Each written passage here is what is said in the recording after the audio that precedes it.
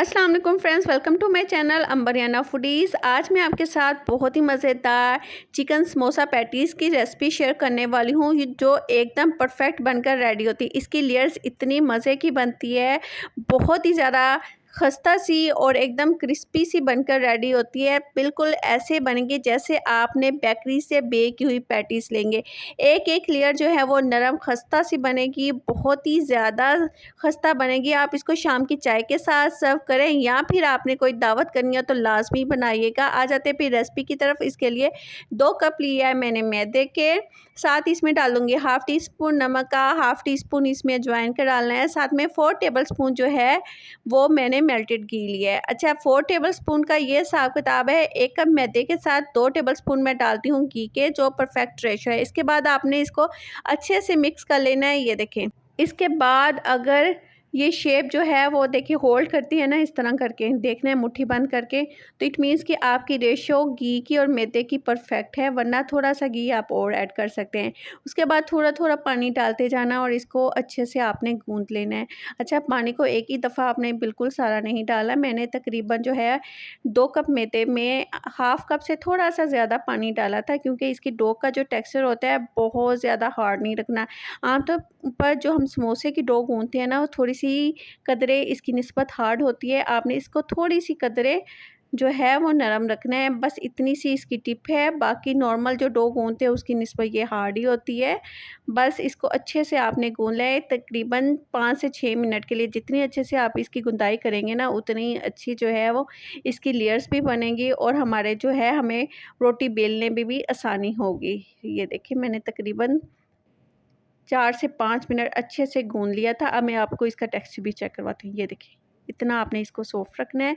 हल्के से आपने ऊपर इसके ऑयलिंग करनी है और इसको कवर करके रख देना है साइड पे। उतनी देर हम लोग इसकी स्टफिंग रेडी कर लेते हैं। एक पैन में मैंने तकरीबन 2 टेबलस्पून के करीब ऑयल लिया है। साथ ही इसमें मैं डाल दूँगी मीडियम साइज़ का चॉप किया हुआ प्याज। अच्छा, बस प्याज जो है वो मैंने बहुत बड़े साइज़ का नहीं लिया है, छोटे से थोड़ा-सा ज़्यादा मीडियम साइज़ का आप कह सकते हैं, उतना ही प्याज। इसमें 1 टेबलस्पून लहसुन अदरक का पेस्ट डाला है मैंने और इसको हल्का-सा 1 मिनट के लिए आपने रोस्ट भून लेना है। अब इसमें 1 टेबलस्पून आपने चॉप की हुई सब्ज़ मिर्ची ऐड करनी है और फ्लेम को आपने बहुत ही धीमा करना है, ताकि ये जो प्याज है ना ज़्यादा ओवर कुक ना हो जाए। 1 टीस्पून इसमें नमक का, 1 टीस्पून इसमें लाल मिर्च पाउडर, 1 टीस्पून सूखा धनिया पाउडर, हाफ़ टी स्पून इसमें भुना कूटा ज़ीरा पाउडर, हाफ़ टी स्पून से भी कम थोड़ी सी हल्दी और 1 टीस्पून इसमें चिली फ्लेक्स का, 1 टीस्पून इसमें आपने इसमें कसूरी मेथी डाल के आपने इसको मसालों को अच्छे से मिक्स कर लेना है। अच्छा, फ्लेम को आपने धीमा ही रखना है, कोई भी मसाला हमारा जो है जलना नहीं चाहिए। ये तकरीबन 200 ग्राम बोनलेस चिकन था, इसको मैंने बॉयल करके श्रेड कर लिया है, ये ऐड कर देना है आपने और इसको मसालों के साथ अच्छे से भून लेना है। तकरीबन 3 मिनट के लिए आपने इसकी भुनाई करनी है। अच्छा, फ्लेम को धीमा ही रखना है क्योंकि ये कुक है, ज़्यादा हमें पकाने की ज़रूरत नहीं है। एक मीडियम साइज़ का मैंने आलू लिया है, इसको बॉयल करके मैंने अच्छे से मैश कर लिया था। ये बिल्कुल ऑप्शनल है, अगर आप चाहें तो ऐड कर लें, लेकिन ये बाइंडिंग बहुत अच्छी करती है, इससे टेस्ट बहुत अच्छा है, तो डालिएगा तो बहुत ही मज़े का आएगा टेस्ट भी।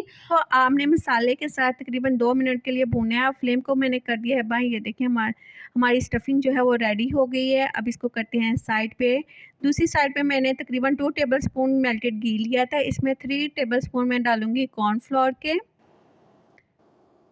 ये हो गया 3 टेबलस्पून कॉर्नफ्लोर के डाल दिए। अब इसको करना है आपने अच्छे से मिक्स, ताकि इसमें कोई भी गुठली वगैरह ना रहे और हमने एक स्लेरी सी रेडी कर लेनी है। मैं आपको इसका टेक्सचर भी चेक करवाती हूँ। इसमें कोई भी गुठली या जो कॉर्नफ्लोर का है चंक्स आपको नज़र नहीं आएगा। इतनी परफेक्ट जो है हमारी स्लेरी जो है वो रेडी हो गई है। दूसरी तरफ आ जाते हैं।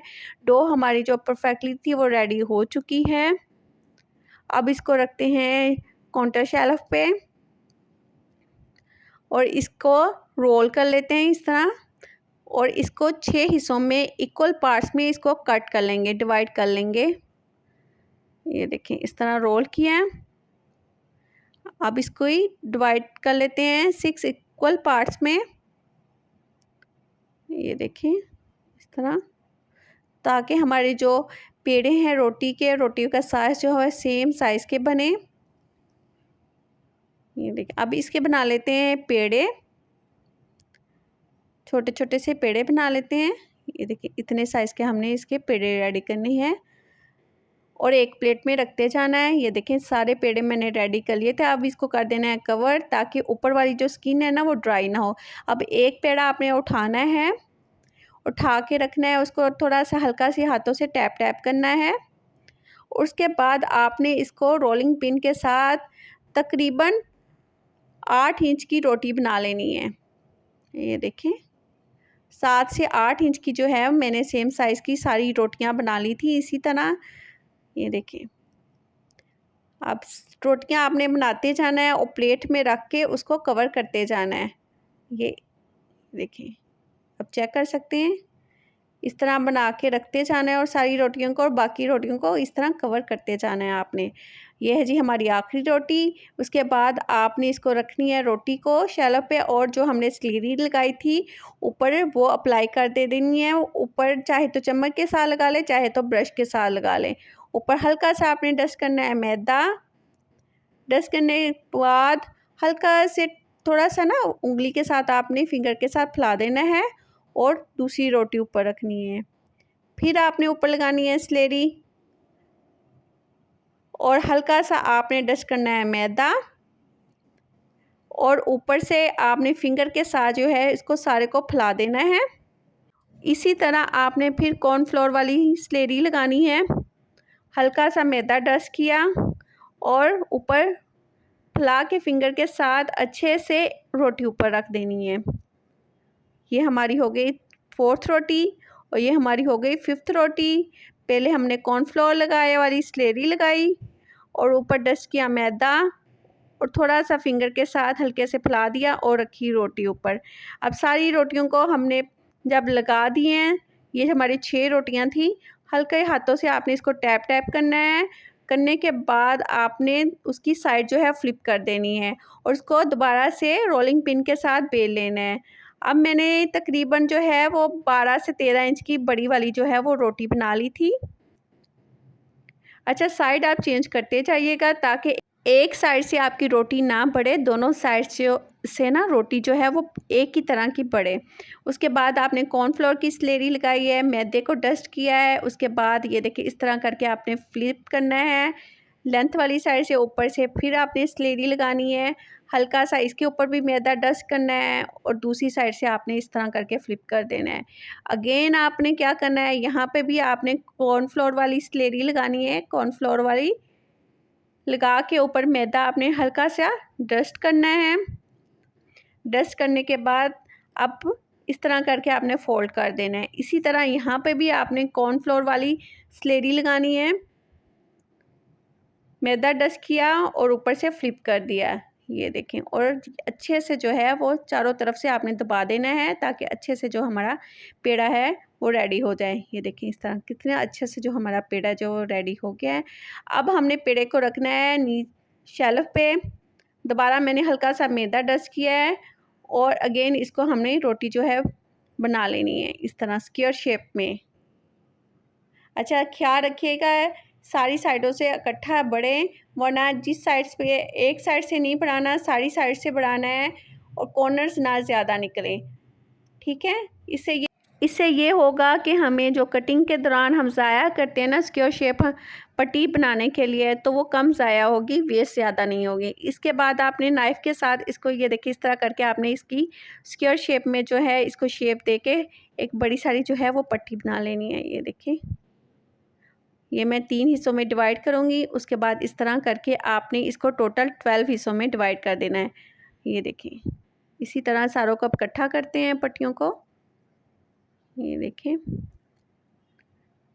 सिर्फ 2 कप से हम लोग जो है वो इतनी सारी जो है पैटीज़ जो है वो रेडी कर लेंगे। मैं अब आपको इसकी मिठाई भी चेक करवाती हूँ, आप इसकी लेयर्स भी चेक करें। ये देखिए कितनी माशाल्लाह से लेयर जो है वो बनी है इसकी। अब हल्का सा पहले आपने पानी अप्लाई करना है चारों साइड्स पे और ऊपर लगाना है हमने स्टफिंग। तकरीबन 1 टेबलस्पून से भी थोड़ी सी कम जाएगी स्टफिंग, क्योंकि जो हमारा साइज़ है समोसा पैटी का वो थोड़ा सा छोटा है। उसके बाद आपने इसको बंद कर देना है। ये देखो चारों तरफ से हमने तीनों तरफ से दबा देना है ताकि ये खुले ना फ्राई की तरफ जब हम फ्राई करें।